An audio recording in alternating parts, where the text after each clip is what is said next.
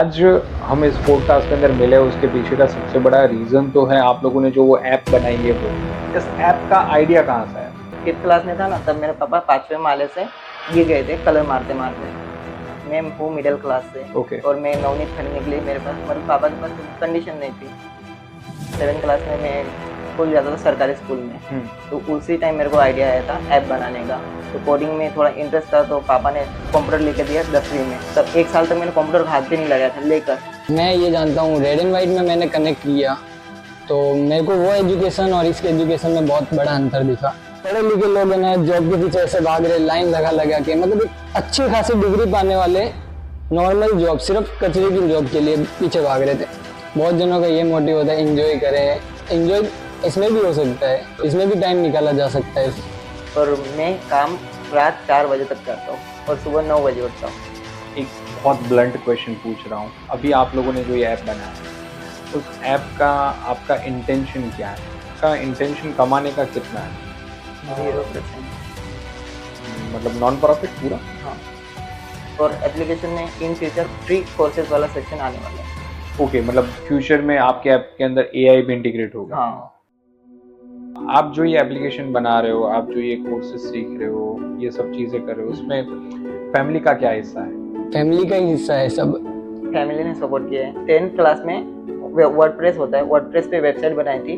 वो तो PHP से चलती, मतलब ऑटोमेटिकली वेबसाइट बन ही जाती। वहाँ पे आर्टिकल पोस्ट करता था। तो उसके लिए चाहिए थी होस्टिंगर का अकाउंट, मतलब होस्टिंग चाहिए था। पापा ने उसमें सपोर्ट किया। पापा ने बोला तेरे को चाहिए तो मैं देता हूँ, पर तू सीख, जो सीखना है वो सीख, मैं पैसे देता हूँ तेरे को।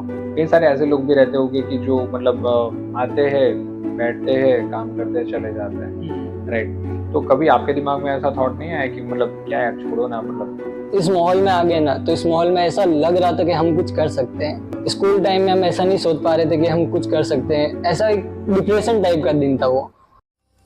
आप दोनों की जुगल जोड़ी कैसे मिली? मतलब क्या स्टोरी थी उसके पीछे? हमारी रेड एंड वाइट में। तो रेड एंड वाइट में मैं आगे वाली बेंच पे था और ये पीछे वाली बेंच पे था। रेड एंड वाइट ज्वाइन किए ना, तो मैं उनको मेरी जितनी भी स्किल है उनको बताता था। तो वो बोलते थे ये आगे जाके कंपनी खड़ी कर देगा। जब मेरी बेंच में ये आया तब मेरे को कॉन्फिडेंस था, भले इसको था या नहीं था, मुझे कॉन्फिडेंस था ये कुछ ना कुछ करेगा।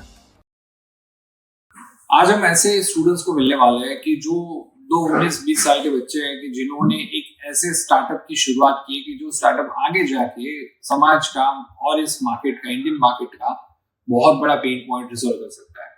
इंडिया में बहुत सारे ऐसे स्टूडेंट्स हैं कि जिन स्टूडेंट को किताबें चाहिए, पढ़ना है, लेकिन रिसोर्सेज की कमी है, राइट? तो उन सभी चीजों को उन्होंने लाइफ में फेस किया और उन प्रॉब्लम्स के सॉल्यूशन के ऊपर कई सारे लोग प्रॉब्लम आती है सॉल्व ना होने की वजह से गिव अप कर देते हैं।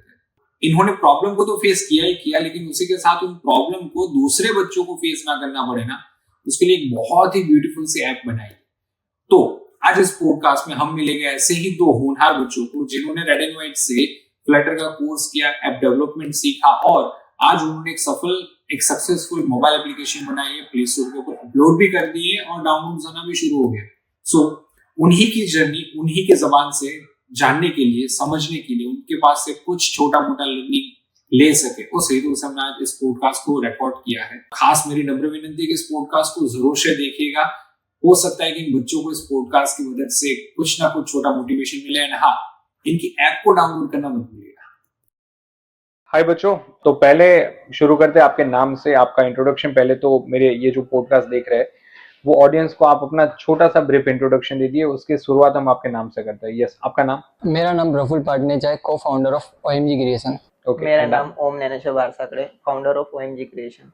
ओके, आपने भी जैसे कहा OMG, राइट? तो ओ माय गॉड नाम रखने के पीछे कोई मतलब कोई लॉजिकल रीजन वगैरह कुछ? हाँ, तो ये नाम मतलब मेरे दोस्त ने सजेस्ट किया था। मैं एडिटर था, फोटो एडिट करता था। ओके। हाँ, तो एडिटर के लिए मतलब लोगों के लिए नाम चाहिए था, तो दोस्त ने सजेस्ट किया था, तो मैंने वो नाम रख दिया 2018 से। 2018 से? हाँ। ओके, सो 2018 से आप मतलब पढ़ाई के साथ कुछ ना कुछ ऐसा छोटा मोटा कामकाज तो करते आ रहे हो, राइट? क्यों, मतलब पढ़ाई के साथ काम करने के पीछे की कौन सी वजह रही थी? नहीं, मतलब इंटरेस्ट था उस चीज में। Okay, right. सो आज हम इस पॉडकास्ट के अंदर मिले उसके पीछे का सबसे बड़ा रीजन तो है आप लोगों ने जो वो ऐप बनाई है वो, राइट? लेकिन जो ऐप का आइडिया इनिशिएट हुआ वहां से लेके उसके पहले का क्या स्टोरी था उसके बारे में मैं थोड़ा जानना चाहता हूँ। जस्ट लाइक कि पहले शुरुआत करते आपके बेसिक पढ़ाई वगैरह से कि before joining red and white आपके पढ़ाई के स्टेटस क्या थे, आपने 11वीं 12वीं कहाँ से की, क्या पढ़ते थे उस वक्त पे, क्या थॉट प्रोसेस रहती थी, क्या मतलब आपने कहाँ से पढ़ाई की है? मैंने रेड एंड वाइट से ना जीएम का कोर्स किया था और धीरे धीरे ना मेरे को फ्लटर में दिलचस्पी आने लगी क्योंकि वो क्रॉस प्लेटफॉर्म था और सर भी है ना अच्छा पढ़ाते थे, सब सर अच्छे ही पढ़ाते थे पर उसमें कुछ ज़्यादा ही दिलचस्पी आने लग गई क्योंकि मेरे बैकएंड मतलब उतना है ना स्ट्रॉन्ग था, इसलिए और है ना उसमें मोटिव हो गया। राइट। मैंने 12th MP लीलावाड़ा से की है, फिर मैं एडिटिंग का कोर्स किया 40,000 का। फिर उसमें कोई सक्सेस नहीं मिली तो फिर पापा के साथ वहाँ पे प्राइम होटल है वहाँ पे मीटिंग में आया था, तो देखा बोर्ड रेड एंड व्हाइट का 100% जॉब, तो 100% जॉब को ही देख के मैं रेड एंड व्हाइट में आया था। अच्छा। वहाँ पे उमंग सर थे, सर ने हमें काउंसलिंग दी अच्छे से। फिर उसके बाद 2 महीने बाद मैंने एडमिशन लिया था रेड एंड व्हाइट में। क्या लग रहा है जो 100% जॉब देख के आए थे वो सपना आज साकार हुआ या नहीं हुआ? हाँ हुआ। राइट। अब आपकी प्रोग्रेस देख के तो मेरे को ये लग रहा है कि अब आप जॉब करोगे नहीं लेकिन जॉब दोगे सही किसी ना किसी को। हम अपनी तरफ से पूरा 100% देंगे कि ना हम इस काबिल बने कि बहुत जनों को जॉब भी दे सके और उनके आइडियाज समझ सके और उन्हें ना और मोटिव कर सके कि ना तुम भी ऐसा कर सकते हो, क्योंकि मेरा भी कोई इतना बड़ा स्टेटस नहीं था तो मैं धीरे धीरे ना अपने आइडियाज पे ग्रो करने लग गया, कोई ऐसा कोई बड़ा गोल भी नहीं था। राइट। ओके। अब आप लोगों ने जब रेड एंड व्हाइट में एडमिशन लिया उससे पहले आपकी 11वीं 12वीं हुई होगी, राइट? सो 12वीं के वक्त पे आपका क्या मतलब एजुकेशन कैसा रहा था, क्या पढ़ते थे, पढ़ने में कैसा मजा आता था, वो सब चीजों के बारे में अगर आप कुछ बताओ तो। मेरा है ना फर्स्ट से लेके 8th तक मेरी एजुकेशन एकदम परफेक्ट थी। 9th के अंदर एंट्री हुई मेरी, 9th के बाद है ना किताबें वगैरह सब चेंज हो जाती है। हाँ। तो उसके बाद सर भी बहुत स्ट्रिक्ट हो जाते हैं। उसके वक्त है ना बहुत दिमाग में लोड पड़ने लग जाता है, तो कुछ किताबें समझ में नहीं आती और बहुत सारे ना ऐसी प्रॉब्लम्स होती, गाइड्स नहीं मिलती या फिर समय पे ना एग्जाम पास में आती है, ऐसा लगता है हर थोड़े दिन बाद में एग्जाम आएगी। तो फिर बाद में बीच में कोरोना आ गया, उस कोरोना की वजह से मेरा 10th तो निकल गया, तो उसकी वजह से अब मेरे को उधर कोई टेंशन नहीं थी। बाद में 12th था चैलेंज, तो मैंने 12th का कुछ सोचा नहीं था। हाँ, कोडिंग फील्ड में मेरे को 9th 8th से पहले से ही था, पर इतना ही पता था कोडिंग मतलब 0 और 1, इससे ज़्यादा कोई नॉलेज नहीं था। बट धीरे धीरे ना जैसे रेड एंड व्हाइट में ज्वाइन हुआ तो फिर उसके बाद मेरे को कोडिंग का है ना नॉलेज समझ में आया कि कोडिंग क्या है और किस हद तक हम इसमें क्या कर सकते हैं, और मतलब बहुत प्रोडक्टिव आइडियाज हम अपने खुद के ऊपर काम कर सकते हैं। राइट। 11वीं 12वीं कैसे रही? 11वीं में मैं स्कूल तो गया बिल्कुल नहीं, क्योंकि उस वक्त कोरोना के टाइम पास में ही था। कोरोना के टाइम पास में था तो है ना तब पापा के शॉप पे चला जाता था, तो वहाँ पे पापा के साथ है ना थोड़ा काम वाम में हाथ बटा देता था। और 12th में भी कोरोना इतना कोई दूर नहीं था, बट पापा ने कहा कोरोना है तो फिर क्या मतलब, बीमार होने से लाइफ है तो फिर आगे कुछ भी कर सकते हैं। और पापा को पता था कि है ना है कि ये पढ़े लिखे लोग है ना जॉब के पीछे ऐसे भाग रहे, लाइन लगा लगा के, मतलब एक अच्छी खासी डिग्री पाने वाले नॉर्मल जॉब, सिर्फ कचरे की जॉब के लिए पीछे भाग रहे थे। मैं उसको कोई खराब नहीं कह रहा हूँ, बस नॉर्मल ऐसा कह रहा हूँ, उसके पीछे भीड़ लगा रहे हैं तो हमारा नंबर तो कहाँ पे ही नहीं होगा, ऐसे ही हम ढूंढते जाए। राइट। पापा क्या करते हैं? मेरे पापा बिजनेसमैन है साड़ियों के अंदर। साड़ियों के अंदर? हाँ। ओके, मतलब साड़ियाँ बेचने का उनका शॉप दुकान है? हाँ शॉप है, इंपोर्ट एक्सपोर्ट मतलब ऐसा होता रहता है। Right. Belonging from well to do family या फिर मिडिल? यस। यस। आपकी पढ़ाई के बारे में? नहीं, पढ़ाई कंप्यूटर में मेरे को इंटरेस्ट 7 क्लास से आया था। पापा ने 6,000 का कोर्स करवाया था एक इंस्टीट्यूट से, तो पापा ने बोला मेरा बच्चा कंप्यूटर सीख जाएगा तो थोड़ा कुछ नाम हो जाएगा घर का, तो पापा ने कंप्यूटर क्लास लगा दी। फिर 7 क्लास में मैं स्कूल जाता था सरकारी स्कूल में, तो उसी टाइम मेरे को आइडिया आया था ऐप बनाने का। ये इन द 7th क्लास? हाँ, इन 7th क्लास। तब से फिर ये ऐप बनाई, फिर मतलब ऐप का आइडिया है ओनली, तो फिर कोडिंग सीखनी थी ऐप बनाने के लिए, तो कोडिंग में थोड़ा इंटरेस्ट था, तो पापा ने कंप्यूटर लेके दिया 10वीं क्लास में। ओके। तो तब 1 साल तक मैंने कंप्यूटर का हाथ भी नहीं लगाया था लेकर। फिर ऐसे पढ़ा था, फिर कॉमर्स में था ना, कोडिंग कोई नॉलेज ही नहीं था, तो अच्छा। इसलिए तो कॉमर्स में फिर 12th कंप्लीट की। 12th के बाद मैंने कंप्यूटर निकाला, फिर एडिटिंग का कोर्स किया था वहाँ पे, तो एडिटिंग का कोर्स क्रैक किया तो उसमें कोई सक्सेस मिली नहीं। तो फिर वहाँ पे मैं आपको बताया कि जैसे प्राइम होटल में आया पापा के साथ मीटिंग में, पापा की मीटिंग थी, तो फिर जो रेड एंड व्हाइट का बोर्ड दिखा था तो काउंसलिंग के लिए आया था वहाँ पे। उसके बाद की जर्नी यहाँ तक हाँ, यहाँ तक हो गई। राइट। अभी आपने जो जीआईएम के बाद मतलब अपना जो ग्रेजुएशन मल्टीमीडिया का कोर्स है वो कंप्लीट करने के बाद आपने फ्लटर सिलेक्ट किया। फ्लटर सिलेक्ट करने के बाद आप धीरे धीरे आगे बढ़ते गए। जो ये आपने अभी ऐप बनाया उस ऐप का नाम क्या है? OMG study material. OMG study material. इस ऐप का आइडिया कहाँ से है? ऐप का जैसे मैंने बताया कि 7th क्लास मतलब मुझे गाइड्स नहीं मिल रही थी, मैं हूँ मिडिल क्लास से। और मैं नवनीत खरीदने के लिए मेरे पास मतलब पापा के पास कंडीशन नहीं थी। 5th क्लास में था ना, तब मेरे पापा 5वें माले से गिर गए थे कलर मारते मारते। तो पापा के यहाँ पे लगा हुआ है तो पापा ज्यादा काम नहीं कर सकते हैं। राइट। हाँ, तो उस वजह से फिर डाइजेस्ट तो ज्यादा खरीद नहीं सकता था। तो उस हिसाब से मुझे आइडिया आया था कि बच्चों के लिए कुछ बनाना है जिससे सॉल्यूशन मिल सके सारी चीजों का। राइट। ओके। सो मतलब थोड़े साल पहले हुई घटना या फिर आपकी कंडीशन की वजह से आपको ऐसा लगा कि ऐसे कोई ऐप बनानी चाहिए। राइट। स्टूडेंट को हेल्प हो सके। तो अभी उस ऐप के अंदर मतलब क्या फीचर्स है कि कितनी कितनी चीजें उस ऐप के अंदर चल रही है वगैरह वगैरह? अभी फिलहाल अभी नई ऐप है तो उसमें ओनली बुक्स प्रोवाइड है। अभी धीरे धीरे करके सारे सॉल्यूशन ऐड हो जाएंगे। पहले 12th फिर 10th क्योंकि वो मेन है, बाद में सारी चीजें आ जाएगी राइट सॉल्यूशन के साथ। अभी आपकी एप्लीकेशन के अंदर जो भी स्टडी मटेरियल वगैरह जो भी चीजें है मतलब उनका सोर्सिंग कहाँ से होता है? कहाँ से आप वो सब चीजें इकट्ठा करके अपने ऐप के अंदर डालते हो? हम स्कूल में जाके टॉपर्स लोगों से उनकी बुक्स लेके क्वेश्चन आंसर को वेरीफाई करके वो आंसर्स बनाते हैं, उसकी PDF फिर हम हमारे एप्लीकेशन में देते हैं, जैसे कि बोर्ड के लिए कोई परेशानी ना हो बच्चों को। राइट। एंड मतलब वो बच्चे आपको अपना मटेरियल क्यों दे? मतलब कुछ है ना प्रॉफिटेबल भी होगा बट है ना उनके है ना फायदा भी होगा, ऐसा हम सोच रहे हैं। आगे की प्लानिंग है ये और अभी उस पर हम अच्छे से काम कर रहे हैं। राइट। ओके। एक बहुत ब्लंट क्वेश्चन पूछ रहा हूँ। राइट। अभी आप लोगों ने जो ये ऐप बनाया है उस ऐप का आपका इंटेंशन क्या है? क्या इंटेंशन आप लेके चल रहे हो इस ऐप को आने वाले 10 सालों के अंदर? हमारा इंटेंशन ये है कि स्टूडेंट्स को है ना कोई प्रॉब्लम ना हो। हम भी स्टूडेंट रह चुके हैं उस वक्त में हमने वो गाइड असलियत में अभी भी हम देखने जाएंगे तो 500 से नीचे कोई गाइड नहीं है। 500 की गाइड खरीदता है स्टूडेंट, सिर्फ चलता 1 साल है। 1 साल में वो गाइड वापिस रद्दी में चली जाती है। खरीदने वाले बहुत कम होते हैं और नहीं तो है ना उसको फ्री में बांटना पड़ता है। खरीदते इतने नहीं है क्योंकि वो जैसे जैसे पुरानी होती है वो रिसाइकल नहीं हो सकती, क्योंकि गाइड्स है ना दरमियान चेंज होती रहती है, हर वक्त चेंज होती है। तो इसको खरीदना कोई बड़ी बात अच्छी बात भी नहीं है मतलब। तो अगर हम डायरेक्ट है ना उनको ऐसा मटेरियल प्रोवाइड करें और टीचर्स को भी है ना आसानी होगी, स्टूडेंट्स को भी आसानी होगी और है ना कोई प्रॉब्लम ना हो ऐसा। राइट। तो ये ऐप के अंदर से आपका इंटेंशन कमाने का कितना है? 0%। मतलब नॉन प्रॉफिट पूरा? हाँ। तो आपका घर का दाना पानी कैसे चलाओगे भाई साहब? ये नॉन प्रॉफिट है, हम दूसरे ऐप पे काम करेंगे। ओके। दूसरे ऐप के अंदर कुछ सोचा है कि कौन सा ऐप हो सकता है वगैरह? अर्निंग ऐप होगा। अर्निंग ऐप जहाँ पे स्टूडेंट अर्निंग कर सकेंगे। ओके। कैसे?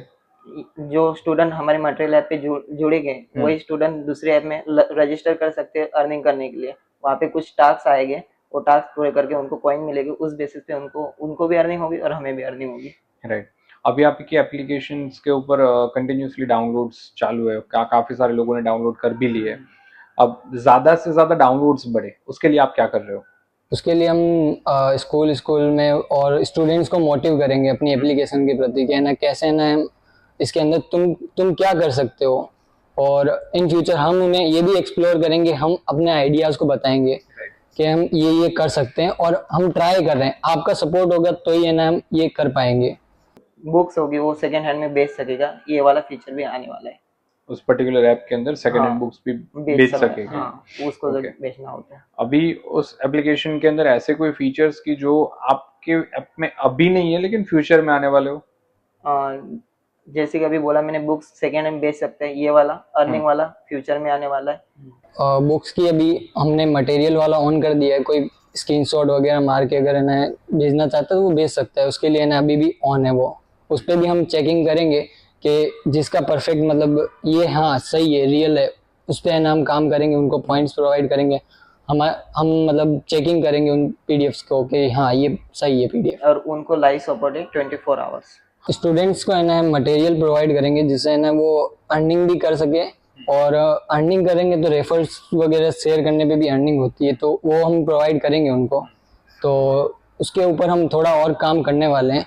कॉइन्स वाला पोर्शंस की मतलब इतने अगर आप शेयर्स कर रहे हो, इतने डाउनलोड्स किसी को करवा रहे हो तो आपको इतने रेफरल पॉइंट्स मिलेंगे या फिर कॉइन्स मिलेंगे वगैरह जैसी चीजें, राइट?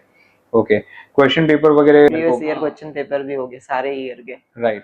अभी आपके ऐप के अंदर कौन से स्टेट बोर्ड्स वगैरह वगैरह कितने सिलेबस है, या फिर कौन से क्लास के स्टडी मटेरियल आपको वहां से मिल सकता है? गुजरात के और ओवल टेक्स्ट बुक्स डाल दिए, मतलब लिस्टेड है वहाँ पे, एप्लीकेशन पे कोई भी एक्सेस कर सकते हैं। ऑल 1 क्लास से लेके 12 क्लास तक आर्ट्स कॉमर्स साइंस एक्सेस कर सकते हैं। और ऑल मीडिया मतलब all medium, Hindi Marathi English Gujarati सारे मीडियम मतलब यूज कर सकते हैं, राइट? अब इस ऐप से अगर मान लीजिए कि कल जाके आपको अर्निंग करना है तो उसके कौन से सोर्सेस? उसके लिए हमने ना फ्यूचर की प्लानिंग करके रखी है, तो उसमें ना हम पूरी ट्राई करेंगे, ना यूजर को कोई प्रॉब्लम हो ना हमें कोई प्रॉब्लम हो, अर्निंग भी हो जाए, और है ना उससे ना हम कुछ ऐसा आइडिया हम डालने वाले हैं इन फ्यूचर। लेकिन क्या? तो एप्लीकेशन में बेसिक गूगल एड्स चलाएंगे, ज्यादा यूजर्स होगी तो ज्यादा अर्निंग आ ही जाएगी, तो उसमें से हम स्टूडेंट को कुछ परसेंटेज देने वाले हैं, तो उससे मतलब मंथली का स्टूडेंट का खर्चा निकल जाए। कोई बुक खरीदनी हो, टेक्स्ट बुक खरीदनी हो तो वो खरीद सकता है, हमारे ऐप से भी खरीद सकता है, ये भी फीचर आने वाला है फ्यूचर में। और टास्क आएंगे, मॉकअप टेक्स होगी तो उसमें भी पॉइंट मिलेंगे उनको, तो उससे भी वो अर्निंग कर सकते हैं। और मटेरियल अपलोड करके भी मतलब हमें मटेरियल देगा तो उनको भी पॉइंट्स मिलने वाले हैं, राइट? आप कुछ बोल रहे थे वो टीचर्स वाला भी मॉड्यूल आप इसके अंदर डालने वाले हो? टीचर्स लोगों के लिए हम मतलब पेपर बना सकते हैं इजी तरीके से, जैसे क्वेश्चन सिलेक्ट करके, जैसे 1 मार्क्स के 5 क्वेश्चन चाहिए तो 1 मार्क्स के 5 क्वेश्चन सिलेक्ट कर सकेंगे।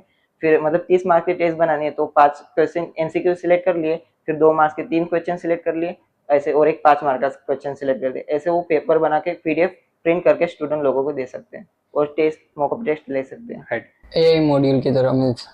ओके, मतलब फ्यूचर में आपके ऐप के अंदर एआई भी इंटीग्रेट होगा। हाँ, परफेक्ट है। ई लर्निंग का कुछ मॉड्यूल इसके अंदर आने वाला हो, ऐसा कुछ? ई लर्निंग का मॉड्यूल अगर स्टूडेंट लोगों ने हमें अच्छे से सपोर्ट किया है तो हम ई लर्निंग मॉड्यूल ला सकेंगे, राइट, जहाँ पे आप टीचर्स को ऑनबोर्ड करोगे। सिखाने के लिए। राइट, टीचर्स का क्या फायदा होगा इससे? टीचर्स का तो उसमें ई लर्निंग में तो प्रीमियम ही रहेगा, क्योंकि टीचर्स लोगों को पे करना पड़ेगा, कॉस्टली तो नहीं होगा, अफोर्डेबल ही होगा।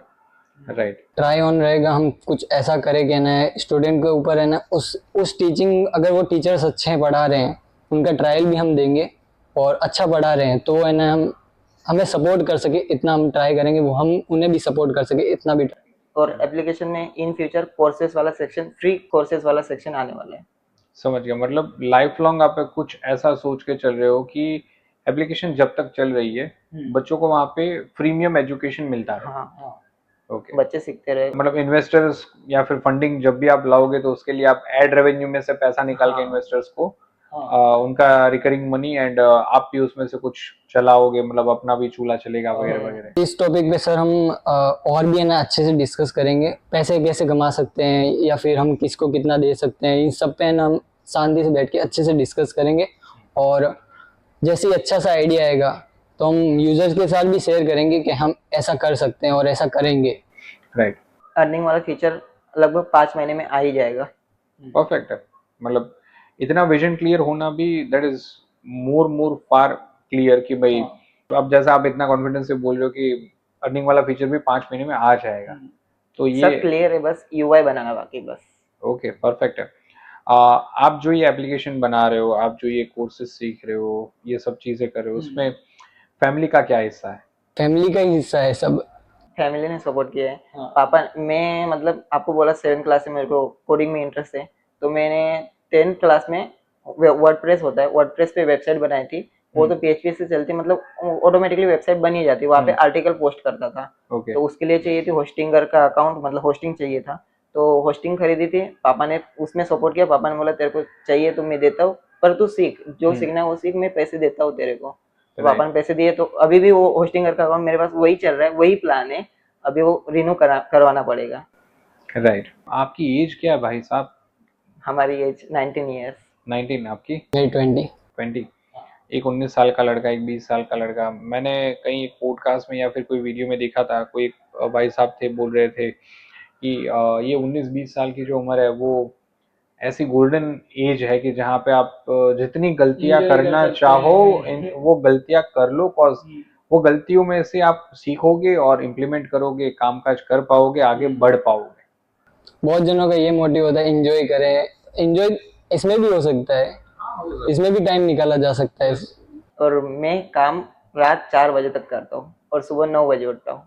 और मैं ट्रेडिंग करता हूँ तो मैं सुबह 9 से पहले उठ ही जाता हूँ। ओके, साथ में ट्रेडिंग भी करते हो? ऐसा क्या कुछ छोड़ना है बाकी?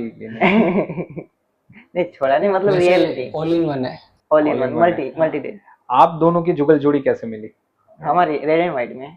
मतलब क्या स्टोरी थी उसके पीछे? तो रेड एंड व्हाइट में मैं आगे वाली बेंच पे था और ये पीछे वाली बेंच पे था। तो ये बगल में मतलब पीछे से ऐसा हाथ करके मुझे कहा, मेरे बारे में पूछा। मैं तब फर्स्ट टाइम मैं ना ऐसे ही सोच के आया, मैं सीरियस होके इधर ध्यान देने। हाँ, ये सीरियस होके ध्यान देने आया था। टीचर्स लोगों को क्वेश्चन पूछा, मैं चुपचाप बैठा था। मेरे को मतलब क्वेश्चन ज्यादा पूछना और उस वक्त से इसको शैतानी, मतलब पहले भी शैतानी था ये, उस वक्त भी मस्ती वगैरह ये तो पहले भी करता था। तो उस वक्त से ना पीछे बुला लिया, मैं भी आ गया पीछे। तो उस वक्त से हम दोस्त बन गए। ये मतलब रेड एंड व्हाइट में एक जीएम कोर्स है जिसमें ये अलग बैच में था, मैं अलग बैच में था। फिर फ्लटर लिया तो हम साथ में आ गए। तो हमने इसको मैंने आइडिया के बारे में बताया, ऐसा ऐसा आइडिया है, तो इसने एग्जीक्यूट किया। फिर मैंने 2 महीने बाद इस पर काम करना अच्छे से चालू किया। क्या बात है। सीरियसली लिया नहीं था, इसने सीरियसली ले लिया, पर मैंने 2 महीने बाद सीरियसली लिया। आइडिया किसका था? आइडिया मेरा ही था। आइडिया आपका था, हाँ। आपने सीरियस नहीं लिया लेकिन इसने ले हाँ, लिया। तो उसके 2 महीने बाद मैंने सीरियसली लिया। फिर अब जाके ऐप पूरी बन चुकी है और आ गई है। परफेक्ट है। काफी अच्छी स्टोरी आप दोनों की। मतलब कहीं ना कहीं मम्मी पापा ने साथ दिया, कहीं ना कहीं भगवान ने भी साथ दिया कि अलग अलग बैच में थे फिर भी इकट्ठा हो गए कहीं ना कहीं से कुछ ना कुछ करके। राइट। आपका रेड एंड व्हाइट का थ्रू आउट जर्नी कैसा रहा? मतलब आपको यहाँ पे कैसे सपोर्ट मिलता है इन सब चीजों को डेवलप करने के लिए, बनाने के लिए? हमें कोई भी डाउट या फिर कोई भी है ना प्रॉब्लम वगैरह हो तो हम सर से डायरेक्ट बात कर सकते हैं। हमें अगर सर कभी है ना काम में हो बिजी तो हमें ना एक टाइम मांग लेते हैं, जिस टाइम पे सर हम डायरेक्ट हमें कहते हैं कि तुम इस टाइम पे इस टाइम तक मुझे जब कहोगे तब है ना मिल सकते हो, बात कर सकते हो। इस वक्त हम आ जाते हैं। तो फिर हम सर से आइडियाज डिस्कस करते हैं और फिर है ना नॉर्मल बातचीत करते हैं, तो उससे ना एक्सपोज करना शुरू कर देते हैं। राइट। 12वीं के बाद बहुत सारे बच्चे अपने करियर ओरिएंटेड आगे बढ़ना चाहते हैं। राइट। उन सब स्टूडेंट को आपका कुछ छोटा मोटा अगर सजेशन मिल जाए तो उनके लिए भी टिप ऑफ द लाइफ बन सकती है। मेरा सजेशन तो ये है कि एजुकेशन इम्पोर्टेंट है। ये जरूरी नहीं है कि इम्पोर्टेंट किस जगह पे है, कहाँ पे है, ये नहीं पता। बट मैं ये जानता हूँ रेड एंड वाइट में मैंने कनेक्ट किया तो मेरे को वो एजुकेशन और इसके एजुकेशन में बहुत बड़ा अंतर दिखा। क्या फर्क दिख रहा है वहाँ? ये फर्क ये कि वहाँ पे सिर्फ लोग कॉलेज के वक्त में कैसा होता है कि कॉलेज में गए हम, मस्ती मजाक दोस्त वगैरह ये सब में लाइफ ख़त्म हो जाएगी। और उसके बाद जब रियलाइज़ होगा लास्ट में कि हमने ये टाइम पे ये किया है तो वो पछताएंगे, ये मुझे पता है। तो अभी से है ना वो ट्राई करेंगे ना, ऐसी कोई है ना कोर्स ज्वाइन करे या फिर कुछ भी ऐसा करे क्रिएटिव सोचना शुरू कर दे, तो है ना उसको वो कॉलेज टाइम जो मस्ती मजाक में गया तो वो कॉलेज टाइम मस्ती मजाक में पूरी लाइफ मस्ती मजाक रह जाएगी। तो वो मस्ती मजाक अगर जारी रखना है तो है ना ऐसे है ना ज्वाइन कर लेना चाहिए मेरे हिसाब से। तो राइट। आइडियाज के ऊपर काम भी कर लेना तो चाहिए। रेड एंड व्हाइट का एक स्ट्रक्चर अच्छा है जो मॉड्यूल पे चलता है, स्टूडेंट पोर्टल, जिसमें पूरी ब्रीफ मिल जाती है क्या क्या सीखने वाले हैं। राइट। अपना वो जो LMS है हाँ, LMS, उसके ऊपर आपको पूरा अपना करिकुलम ट्रांसपेरेंटली दिखता है कि मेरे ये लेक्चर है वगैरह वगैरह सब चीजें। पेरेंट्स भी देख सकते हैं कि प्रोग्रेस क्या हो रही है। राइट। और हम अगर कोर्स भूल भी जाते हैं बीच में, जो पॉइंट है वो पोर्टल पे देख के हमें वापस याद भी आ जाते हैं कि कैसे है कौन सा पोर्टल सिखाया था। और फिर उसमें डिटेल में पहले से लिखा होगा कि ये कोड है, ये कोड समझ में आएगा। ऐसा डायरेक्ट हम एक छोटी सी हिंट मिल जाता है ना तो उससे हम आगे वापस से काम चालू कर देते हैं। और रेड एंड व्हाइट में एक ऐसा फीचर है कि जो पोर्टल पे है, अगर स्टूडेंट ने B ग्रेड दिया है तो स्टूडेंट रिवीजन ले सकता है। C दिया तब भी ले सकता है, A लिया तो मतलब उसको सारा समझ आ गया है, उसको रिवीजन की कोई जरूरत नहीं है। फिर भी हमें ना ऐसा रिवीजन मिल जाता है। अगर A भी करे तो भी है ना सर कहते हैं फिर भी तुम्हें समझ में नहीं आया तो आप रिवीजन ले सकते हो। राइट। कई सारे बच्चे आपके क्लासरूम में भी ऐसे रहते होंगे कि जो इन सब चीजों का फायदा बहुत उठाते हैं, जैसे आप लोग उठा रहे हो, राइट? हमने ये सब फैसिलिटीज आपके लिए बनाई है। कई सारे ऐसे लोग भी रहते होंगे कि जो मतलब आते हैं, बैठते हैं, काम करते हैं, चले जाते हैं, राइट? तो कभी आपके दिमाग में ऐसा थॉट नहीं आया कि मतलब क्या यार, छोड़ो ना, मतलब? नहीं, ऐसा दिमाग में नहीं आया, क्योंकि उस वक्त है ना हम इस माहौल में आ गए ना, तो इस माहौल में ऐसा लग रहा था कि हम कुछ कर सकते हैं। स्कूल टाइम में हम ऐसा नहीं सोच पा रहे थे कि हम कुछ कर सकते हैं। ऐसा एक डिप्रेशन टाइप का दिन था वो, ये मेरे को भी लग रहा था, क्योंकि मैंने सोचा 12वीं में मेरे को कोई चांस नहीं लग रहा था। मान में पास हो गया। कितने परसेंटेज आए थे? 38% आए। कितने? 38। 38%, मतलब एकदम कगार पे खड़े? कगार पे खड़ा था, मतलब पास हो गया था मैं मान, क्योंकि मैंने ना कोई 1 महीने का सिर्फ स्टडी की, उसके बाद है ना पास हुआ, वही मेरे लिए बड़ी बात थी। तो मतलब जब रिजल्ट आया, क्या थॉट थे दिमाग में? खुशी थी तब। पास हो गया, इतना ही बहुत है। समाज क्या कह रहा था उस वक्त पे? उस वक्त है ना रिजल्ट के बारे में मेरे को किसी ने नहीं पूछा था। रिजल्ट के बारे में इसलिए किसी ने नहीं पूछा था क्योंकि मेरे सोसाइटी में अपने 2-4 दोस्त थे, उसके उनको कहते कुछ नहीं, हो गया ना, पास हो गया, काफी है, इतना चल गया। भले उनके मेरे से ज्यादा है होंगे, उन्होंने पढ़ाई भी की होगी, उनका बताया। जो भी लोग आपके साथ 12वीं में पढ़ते थे, 90% लाए होंगे, वो भी क्या कर रहे हो, आप अभी क्या कर रहे हो? जो भी मेरे फ्रेंड्स है वो बीकॉम कर रहे हैं, अभी भी स्टूडेंट मतलब पढ़ाई कर रहे हैं, और हम आगे निकल चुके हैं। और मेरे जो फ्रेंड्स थे एक्सटर्नल कर रहे हैं कॉलेज, बट उसकी नॉलेज जब मैं ना तब पढ़ता था ना, मतलब नॉर्मल नोट वगैरह उससे ले लेता था, तब मैं पढ़ता था। बाकी क्लास में ध्यान वगैरह तो इतना नहीं दिया जाता, सर है ना पढ़ाते हैं, उतनी देर में दिमाग से निकल जाता है। क्यों, मतलब ऐसा क्या होता था कि क्लासरूम में मतलब थियोरी वगैरह नहीं मजा आता? नहीं 8 तक जमता था, 9th के बाद है ना ऐसा लगने लगा कि ये तो कभी मैंने देखा ही नहीं था।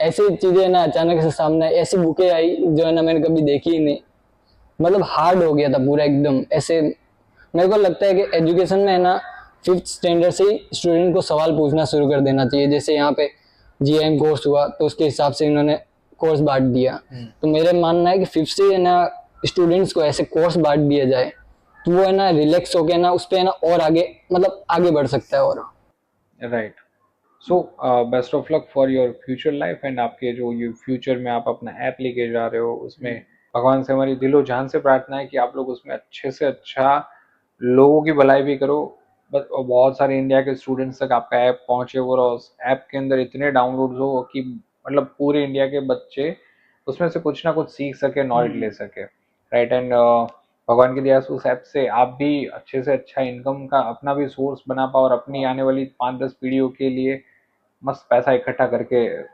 जाओ, ठीक है? सर मैं आपको एक बात बताना चाहूँगा, जब से मैंने मतलब रेडीमेड ज्वाइन की ना, तो मैं उनको मेरी जितनी भी स्किल है उनको बताता था। तो उनको मतलब मैंने उनको नाम भी बता दिया था कि मेरे कंपनी का नाम OMG क्रिएशन रहेगा, तो वो बोलते थे ये आगे जाके कंपनी खड़ी कर देगा। तो मेरे को अभी भी मतलब बोलते है कि तेरे को जॉब की कोई जरूरत ही नहीं है, तू कंपनी बनाने वाला, तू हमको रख लेना कंपनी में, ऐसे बोलते हैं।